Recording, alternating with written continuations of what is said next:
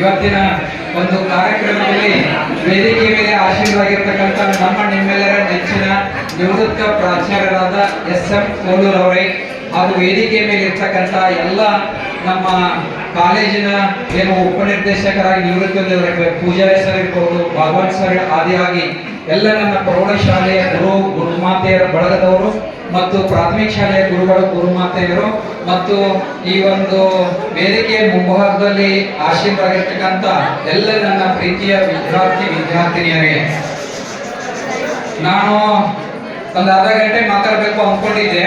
ನಮ್ಮ ಸರ್ಗೋಪಿ 20 ನಿಮಿಷದಲ್ಲಿ ಕಾರ್ಯಕ್ರಮ ಮುಗಿತದ ಅಂತ ಹೇಳ್ಬೇಕು. ಹೌದಾ? ಇನ್ನು ಎಷ್ಟೊತ್ತು ಮಾತಾಡಬೇಕು? ಯಾವುದೇ ಸಮಯದಲ್ಲಿ ನೀವು ಭಾಷಣ ಮಾಡಬೇಕಾದ್ರೆ ನಮ್ಮ ಗುರುಗಳು 4 ಮಾತುಗಳನ್ನು ಹೇಳಿದ್ರು, ನಾವು ಅವುಗಳನ್ನ ಮೀರುವಂತಿಲ್ಲ. 4 ಮಾತುಗಳನ್ನು ನೀವು ನೆನಪು ಕೂಡ ಇಟ್ಕೋಬೇಕು.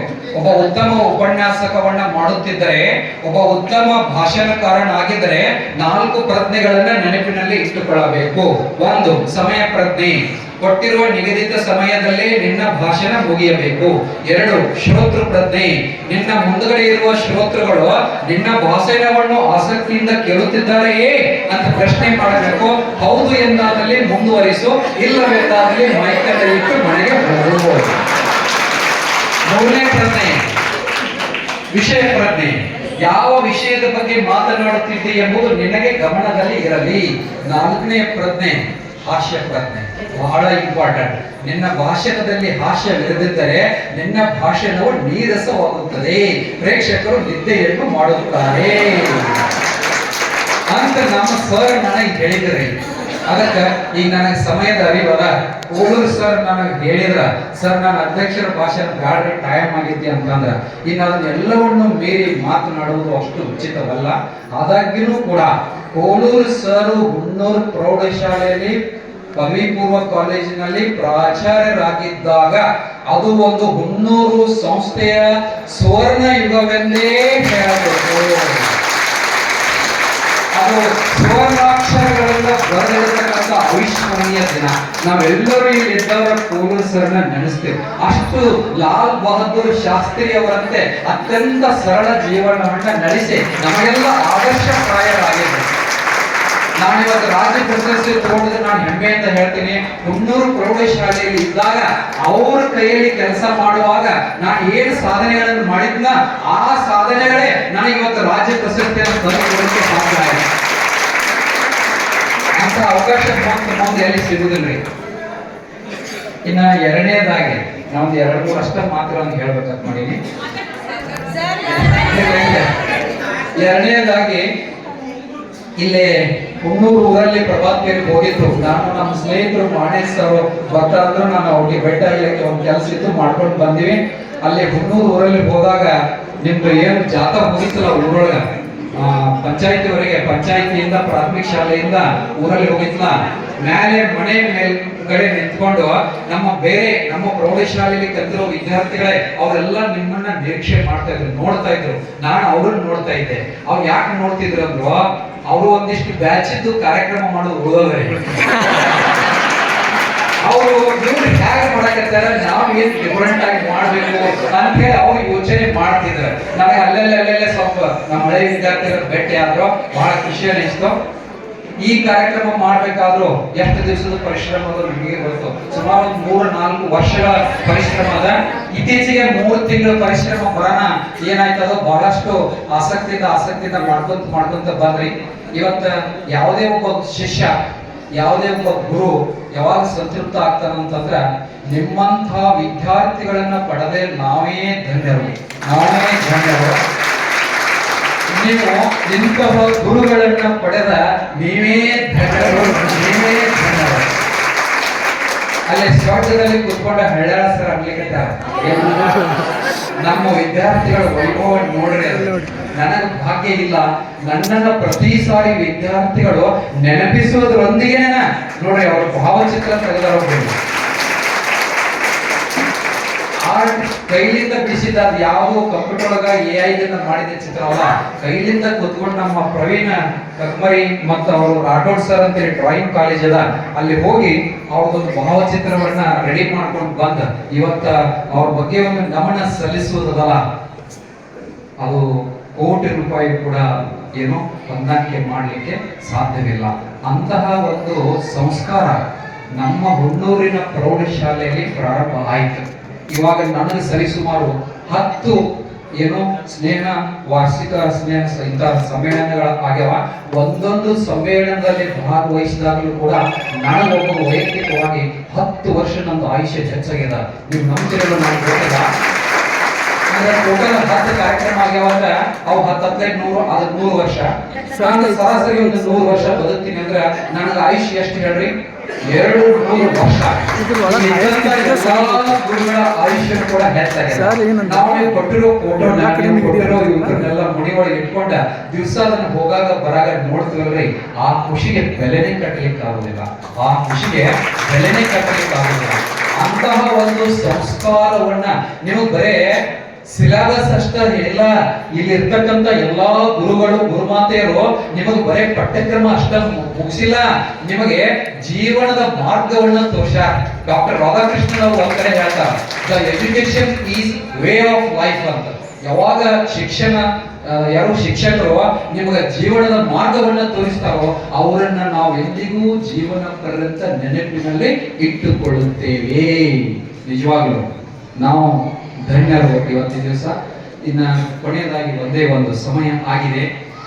ನಮ್ಮ ಕೊಂಡೂರಿನ ಮಠದ ಅಜ್ಜಾರು ವಿಶ್ವನಾಥ ಅಜ್ಜಾರು ಒಂದು ಮಾತು ಹೇಳಿದ್ರು ಕೊನೆಯದಾಗಿ, ನೀವೆಲ್ಲರೂ ಚಪ್ಪಾಳೆ ಇರ್ತದ್ರಿ ಆ ಮಾತಿಗೆ. ನಾನು ಪ್ರತಿಯೊಂದು ಇಂಚಿನ್ಸ್ ಗಮನಿಸ್ತಿರ್ತೇನೆ, ನಾನು ಗಮನಿಸಿ ಖುಷಿನೂ ಕೂಡ ಪಡ್ತಿರ್ತೇನೆ. ಅವ್ರ ಕೊನೆಯ ಒಂದು ಮಾತ ಏನ್ ಮಾಡ್ರಿ, ಬಿದ್ದವರನ್ನ ಎಬ್ಬಸರಿ ಅಂತ ಹೇಳಿದ್ರಲ್ಲ, ಅಂಥದ್ದೇ ಒಂದು ಕಥೆ ಬರ್ತದ. ಸಂಕ್ಷಿಪ್ತವಾಗಿ ಆ ಕಥೆಯನ್ನು ರೆಡ್ಯೂಸ್ ಮಾಡಿ ನಾನು ಎಲ್ಲೇ ಹೋದ್ರೂ ನಾನು ವಿಜ್ಞಾನ ಉಪನ್ಯಾಸಕನಿರೋದ್ರಿಂದ ವಿಜ್ಞಾನದಲ್ಲಿನ ಒಂದು ಕಥೆಯನ್ನು ಹೇಳೋದು ನನ್ನ ರೂಢಿ. ನಿಮಗೂ ಕೂಡ ತಿಮ್ಮಟ್ಟು ಕಥೆಯನ್ನು ಹೇಳ್ತಿದ್ದೆ ನಾನು, ನೆನಪದ? ಇದು ಕಥೆಯಲ್ಲವಿದು ಸತ್ಯ ಘಟನೆ. ಇವತ್ತಿರ್ಲಿ ಸ್ಕಾಟ್ಲೆಂಡ್ ನಲ್ಲಿ ನಡೆದಂತಹ ಒಂದು ಘಟನೆ. ಒಬ್ಬ ಬಾಲಕ 4-5ನೇ ತರಗತಿಯಲ್ಲಿ ಓದ್ತಿರ್ಬೇಕಾದ್ರ ಒಂದು ಬಾಲನ್ನ ಆಡ್ಕೊಂತ ಬಂದು ಒಂದು ಕೆಸರಿನ ಗದ್ದೆಯಲ್ಲಿ ಸಿಕ್ಕಾಕೊಂಡ. ಬಾಲ್ ಹೋಗಿ ಅಲ್ಲಿ ಬೀಳ್ತದ, ತಗೊಳ್ಳಿಕ್ಕಂತ ಹೋದ, ಇಷ್ಟು ಮಠ ಅವನಿಗೆ ಕೆಸರಿನಲ್ಲಿ ಸಿಕ್ಕಾಕೊಂಡ್ಬಿಡ್ತಾನೆ. ಸಿಕ್ಕಾಕೊಂಡಾಗ ಸೇವ್ ಮೀ ಅಂತ ಕೂಗ್ತಾನ, ಕರಿತಾನ. ಅಲ್ಲೊಬ್ಬ ಪೂವರ್ ಫಾರ್ಮರ್, ಒಬ್ಬ ಬಡ ರೈತ ನೋಡ್ತಾನ ದೃಶ್ಯ. ನೋಡಿ ಒಂದು ಗಿಡದ ಟೊಂಪೆಯನ್ನು ತಗೊಂಡು ಬಂದು ಆ ಬಾಲಕನಿಗೆ ಕೊಡ್ತಾನ. ಬಹಳಷ್ಟು ಸಾಹಸದಿಂದ ಆ ಬಾಲಕನನ್ನ ಹೊರಗಡೆ ಎಳಿತಾ ಬದುಕಿಸ್ತಾನ. ಬಾಲಕ ನನ್ನನ್ನು ಬದುಕಿಸಿದ್ರೆ ಅಂತ ಕೃತಜ್ಞತೆ ಹೇಳಿ ಮನೆಗೆ ಹೋಗಿ ತಂದೆಗೆ ಹೇಳ್ತಾನೆ, ಈಗ ನಾನು ಕೆಸರಿನ ಗದ್ದೆಯಲ್ಲಿ ಸಿಕ್ಕಾಕೊಂಡು ಇನ್ನೇನು ಸಾಯ್ತಿದ್ದೆ ಅನ್ನೋ ಪರಿಸ್ಥಿತಿಯಲ್ಲಿ ಒಬ್ಬ ರೈತ ಬಂದು ನನ್ನನ್ನು ಕಾಪಾಡಿದ ಅಂತ ಹೇಳ್ತಾನ. ಅವರ ತಂದೆ ಕೋಟ್ಯಾಧೀಶ್ವರ ಇರ್ತಾನ. 1 ಕೋಟಿ ರೂಪಾಯಿ ಬೆಲೆ ಬರುವ ಕಾರ್ ತಗೊಂಡು ಬೆಳಗಿನ ಜಾವ ಈ ಬಡ ರೈತನ ಗುಡಿಸಿನ ಹತ್ರ ಬರ್ತದ ಕಾರ್. ಬಂದ ಅವನಿಗೆ ಆಶ್ಚರ್ಯ ಆಗ್ತದ ರೈತನಿಗೆ, ಯಾರು ಬಂದ್ರೆ ನಮ್ಮ ಮನೆಗೆ ಇಷ್ಟು ದೊಡ್ಡ ಕಾರ್ ತಗೊಂಡಂತೆ. ಆತ ಒಂದು ಸುಟ್ಕೇಸ್ ನಲ್ಲಿ 1 ಕೋಟಿ ಪೌಂಡ್, ಇಂಗ್ಲೆಂಡಿನ ಪೌಂಡ್ ಹಣವನ್ನು ತುಂಬಿಕೊಂಡ ಆ ರೈತನಿಗೆ ಕೊಡ್ಲಿಕ್ಕೆ ಹೋಗ್ತಾನೆ. ನೀವು ನಿನ್ನೆ ದಿವಸ ಕೆಸರಿನ ಗದ್ದೆಯಲ್ಲಿ ಸಿಕ್ಕಾಕೊಂಡಿರೋ ನನ್ನ ಮಗನ ಬದುಕಿಸಿದಕ್ಕಾಗಿ ನಿಮಗೆ ಇದೊಂದು 1 ಕೋಟಿ ಪೌಂಡ್ಗಳ ದುಡ್ಡನ್ನು ತಗೋರಿ ಅಂತ ಕೊಡಕ್ ಹೋಗ್ತಾನ. ಆತ ತಗೊಳ್ಳೋದಿಲ್ಲ. ನಾನು ಈ ದುಡ್ಡಿಗೋಸ್ಕರ ಮಗುವನ್ನ ಬದುಕಿಸಿಲ್ಲ, ಇದು ನನ್ನ ಮಾನವೀಯತೆ ಕರ್ತವ್ಯ, ಇದು ನಾನು ಬದುಕಿಸಿದ್ದೀನಿ, ದುಡ್ಡು ಬೇಡ ಅಂತ ಹೇಳಿ ನಿಷ್ಠುರವಾಗಿ ಹೇಳಿಬಿಡ್ತಾನೆ. ಅವಾಗ ಈ ದೊಡ್ಡ ಶ್ರೀಮಂತರಿಗೆ ಏನ್ ಮಾಡ್ಬೇಕು ಅಂತ ತೋರಿಸೋದಿಲ್ಲ.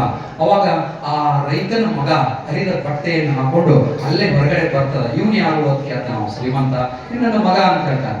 ನೀನ್ ಏನೂ ತಿಳ್ಕೊಳ್ಳೋದಿಲ್ಲ ಅಂದ್ರೆ ನನಗೊಂದು ಅವಕಾಶ ಕೊಡಪ್ಪ ಅಂತ ಕೇಳ್ತಾನೆ. ಏನು ಅಂತ ಕೇಳ್ತಾನೆ ರೈತ. ಈ ಮಗನನ್ನ ದಯವಿಟ್ಟು ನಾನು ಸಾಕ್ತೀನಿ, ಅವನು ವಿದ್ಯಾಭ್ಯಾಸ ಕೊಡ್ತೀನಿ, ನನ್ನ ಕಡೆ ಜೊತೆಗೆ ಕಳಿಸ್ಕೊಡು ಅಂತ. ಅವ ಒಂದು ಕ್ಷಣ ಯೋಚನೆ ಮಾಡ್ತಾನೆ, ಹೌದಲ್ಲ, ಈ ಗುಡಿಸಲಿನಲ್ಲಿ ನಿಂತ್ಕೊಂಡು ಸುಮ್ಮನೆ ಇರೋದಕ್ಕಿಂತ ನೀನು ವಿದ್ಯಾಭ್ಯಾಸ ಮಾಡಿದ್ರೆ ಕರ್ಕೊಂಡು ಹೋಗ.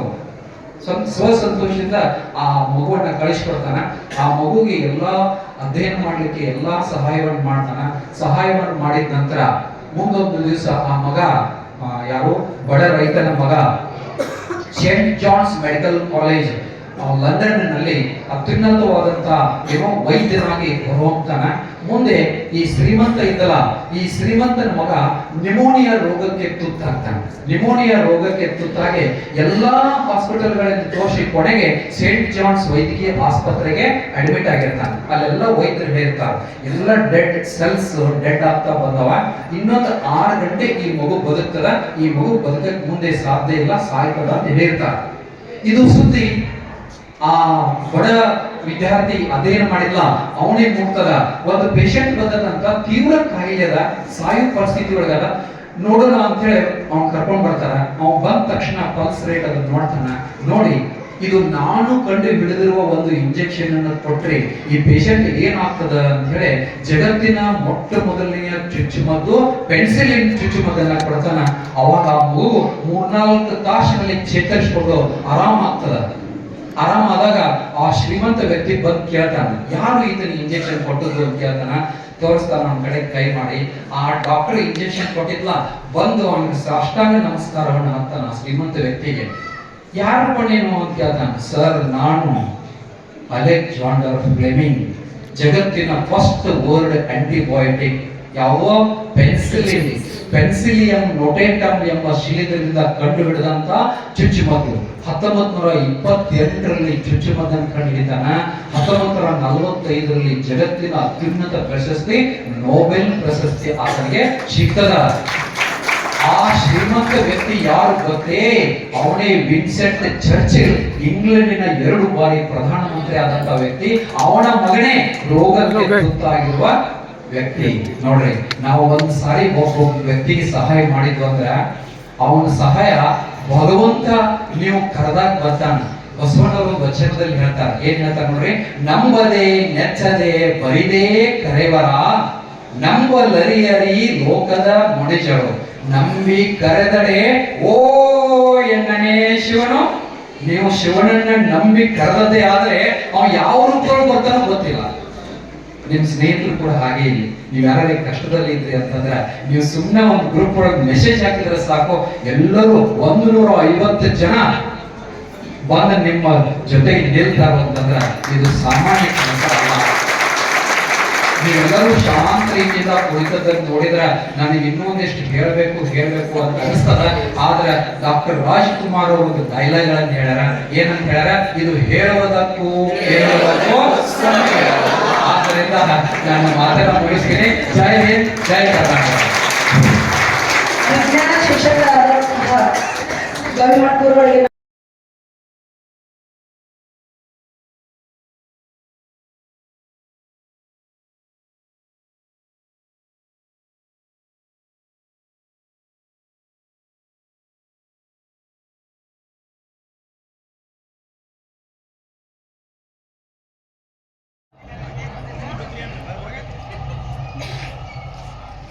T-Dot camera clear board.